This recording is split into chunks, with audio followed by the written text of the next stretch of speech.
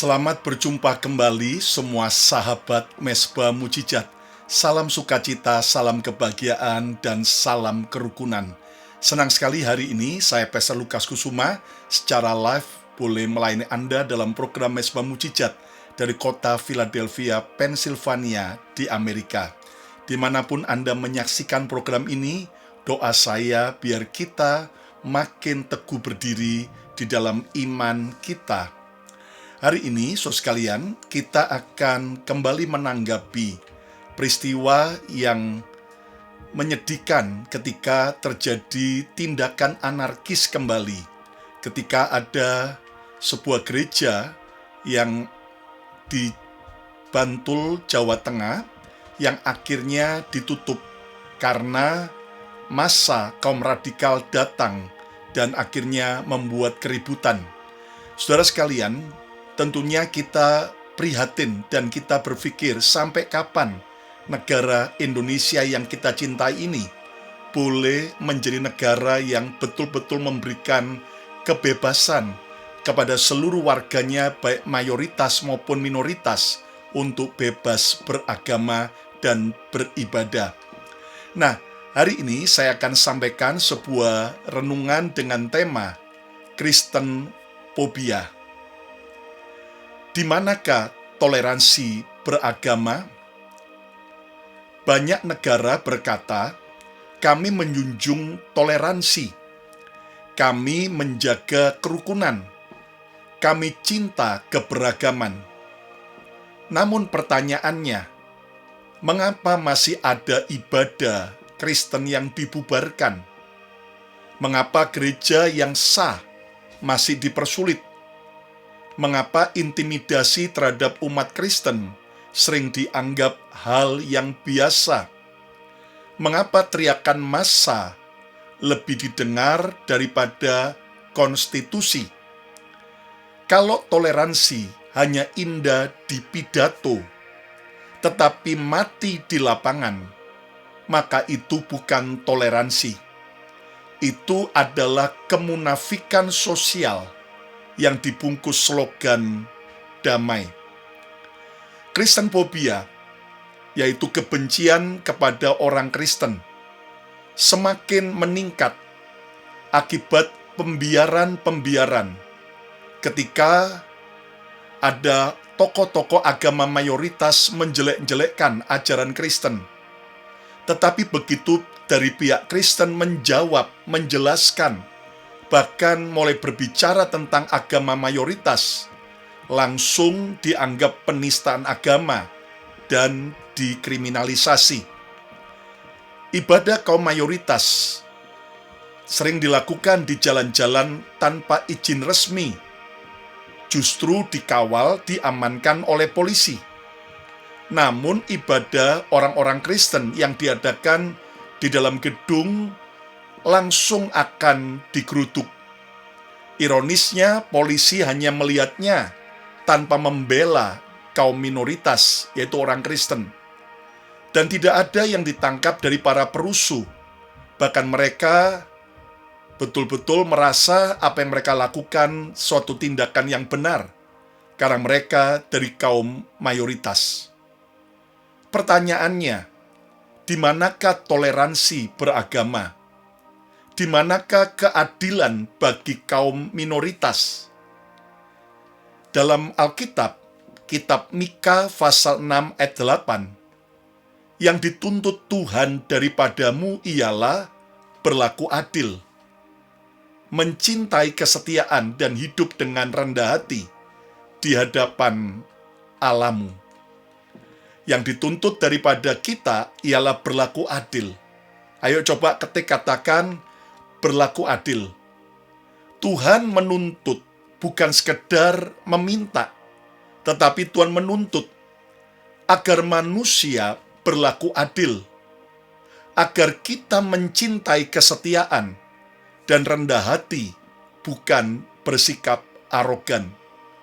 Sedihnya ada kaum mayoritas dengan arogansinya, akhirnya menekan, bahkan menghentikan ibadah kaum Kristen.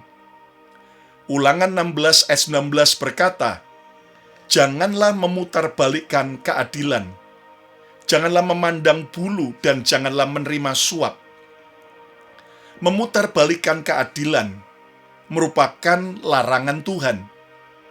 Jika memang Kristen harus punya izin berdoa, izin beribadah, mengapa kaum minoritas itu harus terus diwajibkan seperti itu? Sementara jika kita jujur, kaum mayoritas aman-aman saja, walaupun tempat ibadah tidak punya izin resmi. Nah, jangan memandang bulu dalam bersikap. Jika seagama dibela, didiamkan saat berbuat salah. Sebaliknya jika tidak seagama, apapun dianggap salah, bahkan dicari-cari terus kesalahannya. Ini namanya memandang bulu. Yesaya 1 ayat 17. Belajarlah berbuat baik, usahakanlah keadilan. Jadi keadilan itu harus diusahakan. Kendalikanlah orang kejam, belalah hak anak-anak yatim, perjuangkanlah perkara janda-janda. Saudara, di sini Alkitab mengingatkan kita agar kita belajar berbuat baik, usahakanlah keadilan. Saya percaya bahwa semua agama mengajarkan kebaikan, dan itu tercermin jika kita mau mengusahakan bersikap adil. Apakah ada kelompok mayoritas yang langsung bertindak membela gereja jika gereja diganggu? Semoga suatu kali ada. Saya mendorong biar kita berdoa satu kali dari kaum mayoritas akan banyak yang membela gereja maupun orang-orang Kristen yang diperlakukan tidak adil. Itu doa saya agar Indonesia betul-betul menjadi negara yang toleran. Yang setuju, ayo coba ketik katakan, Indonesia harus toleransi. Ya. Nah, beberapa pelajaran penting tentang Kristenfobia, kebencian terhadap orang Kristen. Yang pertama, jika toleransi berlaku hanya untuk kaum mayoritas, itu bukanlah toleransi. Saya ulangi lagi. Jika toleransi berlaku hanya untuk kaum mayoritas, itu bukanlah toleransi. Toleransi sejati bukan saat kita menerima orang yang seagama dengan kita, tetapi saat kita mau melindungi dan menolong orang yang berbeda dengan kita. Saya sebagai gembala, sebagai seorang pendeta pun, kami setiap Kamis pagi sejak pandemi 2020 sampai hari ini, di depan gedung gereja di kota Philadelphia, Bethany Miracle Center, kami memberi makan gratis bagi semua orang, tanpa membeda-bedakan. Ada orang Amerika, white people, orang putih. Ada juga orang black people, orang hitam. Ada orang Asia. Ada juga orang-orang dari Timur Tengah. Mereka memakai jilbab. Mereka juga minta makanan dan kami beri dengan seadil-adilnya. Nah, mari kita belajar bahwa kita harus belajar mengusahakan keadilan. Kalau sebuah kelompok aman hanya karena jumlahnya besar, bebas hanya karena kuat, dilindungi hanya karena populer, maka minoritas akan hidup dalam ketakutan, tetapi dibungkus dengan alasan demokrasi. Hak beribadah bukanlah hadiah dari kaum mayoritas, tetapi bebas beribadah adalah hak dasar manusia. Ayo coba ketik katakan, bebas beribadah adalah hak semua manusia. Nah, kelompok mayoritas sering berkata, kalau masyarakat menolak gereja di suatu wilayah, itu hak demokrasi warga sekitar. Jangan memaksakan pembangunan di tempat ibadah di lingkungan mayoritas menolak. Lalu mungkin ada juga yang membela diri dengan berkata, Kristen sendiri aktif melakukan misi dan penginjilan. Jadi wajar kalau muncul resistensi sosial. Nah, ada beberapa poin penting yang perlu kita perhatikan. A. Toleransi sejati diuji saat minoritas tidak disukai. Kalau toleransi hanya berlaku kepada kelompok yang disukai mayoritas, itu bukan toleransi, itu namanya kenyamanan sosial. Hak beribadah tidak boleh menjadi hadiah dari kaum mayoritas. Hak beribadah adalah hak konstitusional bagi semua warga negara. Di Indonesia, kebebasan beragama dijamin oleh Undang-Undang Dasar. Dan kita lihat dalam Undang-Undang Dasar 1945, Pasal 28E, dikatakan setiap orang bebas memeluk agama dan beribadah menurut agamanya. Lihat, Undang-Undang Dasar Indonesia mengatakan setiap orang bebas memeluk agama dan beribadah menurut agamanya, memilih pendidikan dan pengajaran, memilih pekerjaan, memilih kewarganegaraan, memilih tempat tinggal di wilayah negara, dan meninggalkannya serta berhak kembali. Dan setiap orang berhak atas kebebasan meyakini kepercayaannya, menyatakan pikiran dan sikap sesuai dengan hati nuraninya. Lihat, Undang-Undang Negara berkata setiap orang berhak atas kebebasan meyakini kepercayaannya, menyatakan pikiran dan sikapnya sesuai dengan hati nuraninya. Tapi kalau Kristen menjawab tuduhan-tuduhan dari kelompok mayoritas, langsung dikriminalisasi. Setiap orang berhak atas kebebasan berserikat, berkumpul, dan mengeluarkan pendapat. Ini ada dalam Undang-Undang Dasar 1945. Bahkan dikatakan pada pasal 29 juga dalam Undang-Undang Dasar 1945, negara menjamin kemerdekaan tiap-tiap penduduk untuk memeluk agamanya masing-masing dan untuk beribadah menurut agamanya dan kepercayaannya itu. Negara menjamin kemerdekaan beragama. Ini yang ada di Undang-Undang Dasar. Jadi ketika gereja yang sah lalu dibubarkan massa, ibadah rumah ketika berdoa dihentikan, izin dipersulit karena tekanan kelompok tertentu, maka masalahnya bukan lagi administrasi, tetapi kegagalan negara melindungi hak warga negaranya, terutama kaum minoritas. B. Demokrasi tidak boleh berubah menjadi tirani mayoritas. Anda bisa mengatakan, kalau hak ibadah harus bergantung kepada persetujuan warga mayoritas, maka minoritas tidak akan pernah benar-benar bebas beribadah. Karena hak asasi bukan ditentukan oleh popularitas, tidak ditentukan oleh mayoritas. Kalau besok mayoritas suatu daerah menolak vihara, pura, masjid, apakah itu otomatis benar? Kalau logika itu dipakai terus, maka hukum akan kalah oleh tekanan massa. Dan ayo kita berani menyuarakan agar ada kebebasan beragama di Indonesia. Ayo coba ketika katakan Indonesia harus menjamin kebebasan beragama. C. Menolak kekerasan bukan berarti anti agama mayoritas. Ini poin penting supaya tidak dianggap menyerang agama tertentu. Anda bisa berkata, kami tidak melawan agama tertentu, kami melawan intoleransi.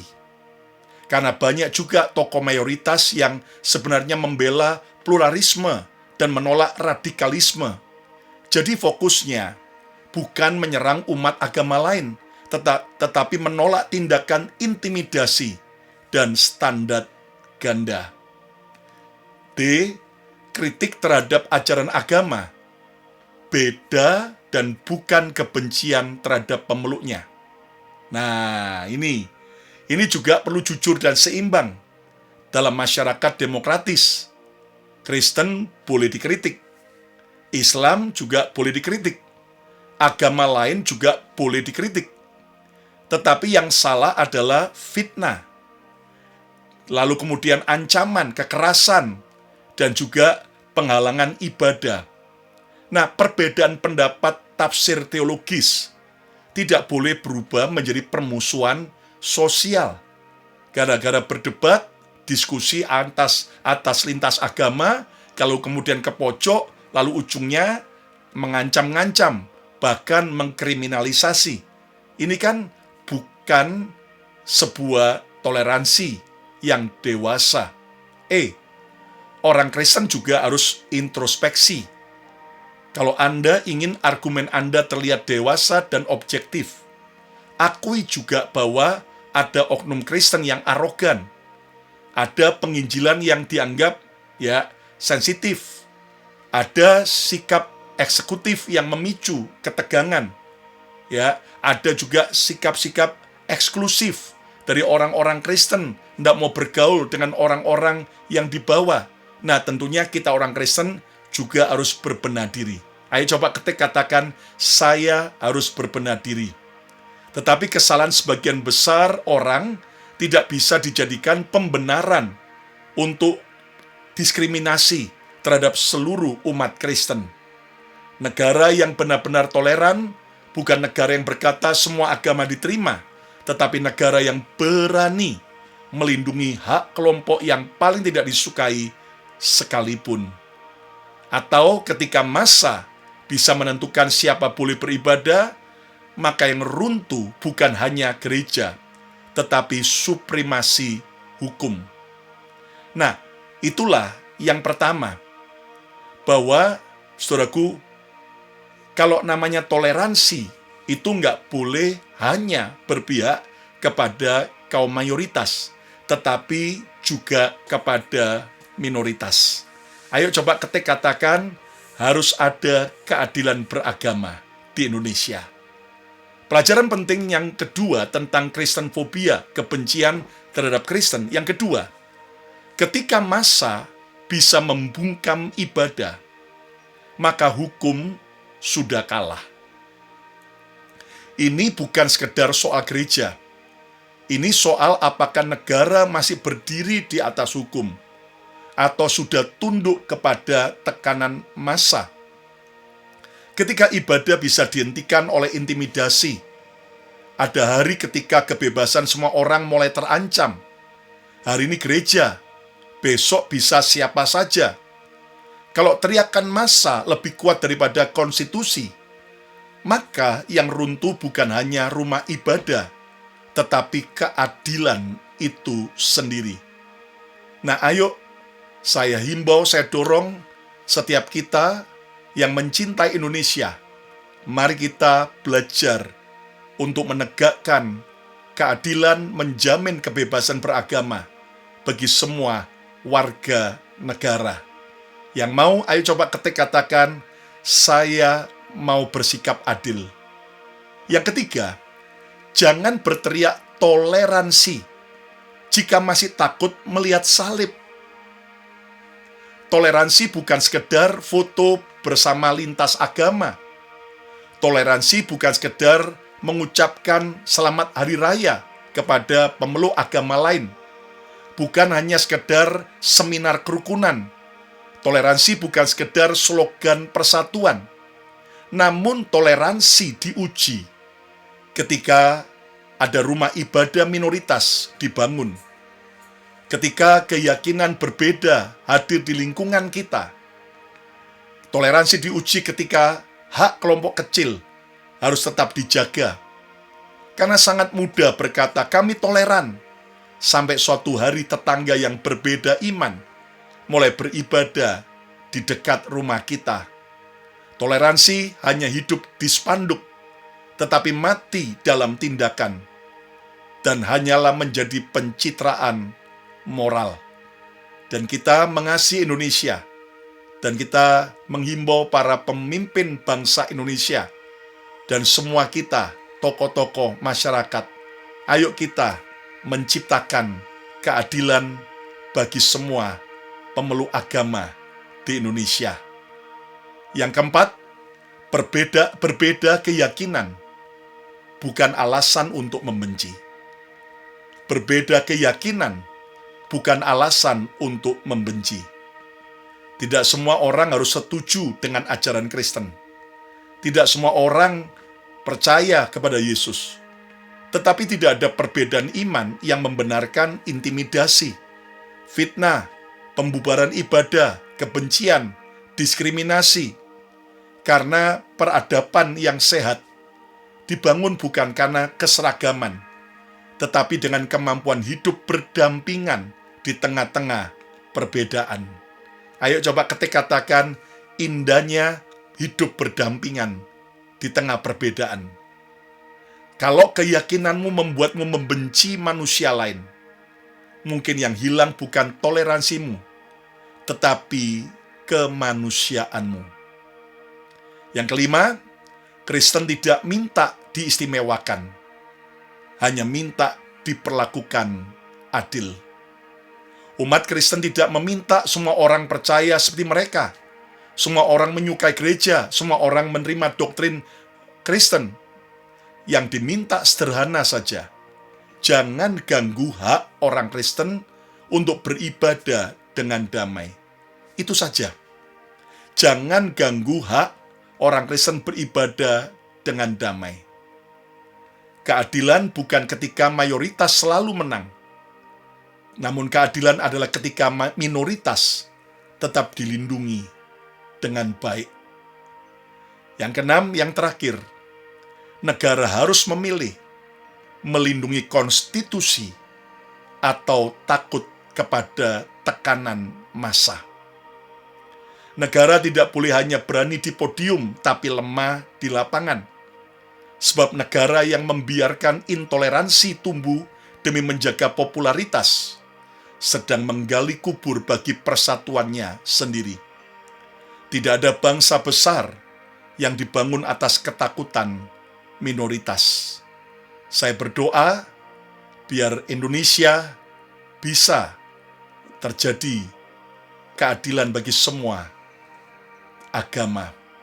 Sebagai penutup, toleransi bukan diuji saat semua aman.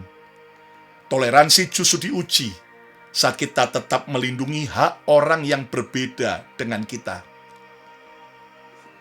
Bangsa yang dewasa bukanlah bangsa yang semua agamanya sama, tetapi bangsa yang mampu hidup damai, walaupun berbeda keyakinan.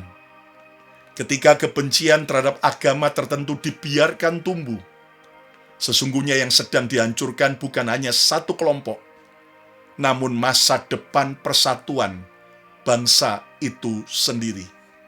Kita cinta Indonesia, dan mari kita bangun persatuan kerukunan warga dan juga semua pemeluk agama. Yang setuju katakan, saya mau menjaga kesatuan. 6 pelajaran penting tentang Kristen fobia. Yang pertama, jika toleransi berlaku hanya untuk kaum mayoritas, itu bukanlah toleransi. Yang kedua, ketika massa bisa membungkam ibadah, maka hukum sudah kalah. Yang ketiga, jangan berteriak toleransi jika masih takut melihat salib. Yang keempat, berbeda keyakinan bukan alasan untuk membenci. Yang kelima, Kristen tidak meminta diistimewakan, hanya minta diperlakukan adil. Yang keenam, negara harus memilih melindungi konstitusi ataukah takut terhadap tekanan massa. Ingat, jangan bicara toleransi kalau ibadah agama lain masih dibubarkan. Kerukunan yang dibangun di atas ketakutan bukanlah kedamaian. Itu tekanan yang dipaksa terlihat tenang. Ingat, minoritas tidak membutuhkan belas kasihan mayoritas. Minoritas membutuhkan perlindungan hukum. Jika kebebasan beragama harus meminta izin kepada kebencian massa, maka kebebasan itu sebenarnya sudah mati. Negara gagal disebut toleran jika warga harus takut untuk beribadah. Toleransi sejati melindungi hak orang yang berbeda, bukan hanya memuji orang yang sama. Dan yang terakhir, ketika gereja ditolak hanya karena identitasnya, masalahnya bukan lagi agama, tetapi diskriminasi dan intoleransi. Hari ini, yuk kita bersuara sebagai orang percaya, supaya kita menyatakan kita orang Kristen mengasihi Indonesia, mengasihi semua agama. Dan ayo kita minta, menyuarakan, dan berdoa supaya ada keadilan bagi orang-orang Kristen di Indonesia. Yang mau coba ketik katakan, saya berdoa bagi keadilan di Indonesia. Jika ada saudara yang menyaksikan program ini, jika Anda belum terima Yesus sebagai Tuhan dan Juru Selamat, hari ini juga buka hatimu. Terimalah Yesus sebagai Tuhan dan Juru Selamat.